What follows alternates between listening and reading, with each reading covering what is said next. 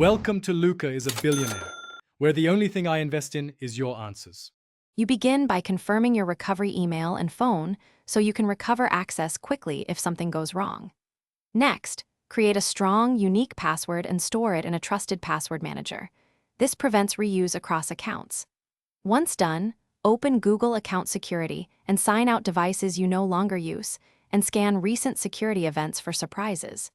Doing these first steps reduces immediate risk and sets a clean baseline for deeper protections. You should enable two-step verification using a hardware key or an authenticator app rather than SMS for stronger protection. Once enabled, generate and securely store backup codes and add a secondary authenticator device to avoid lockout if your phone is lost. Then, audit app passwords and revoke any you no longer use. These bypasses are high risk. Make sure to test signing in from a blocked device to confirm your two-step flow works before relying on it fully.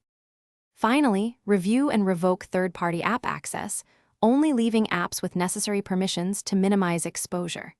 You should enable account alerts and habitually check account activity for unfamiliar sign-ins. Acting fast reduces damage. Make sure your devices and browser are up to date to close known vulnerabilities, and store recovery methods, like backup codes, in separate secure locations. If you encounter lockout or suspicious activity, use recovery options.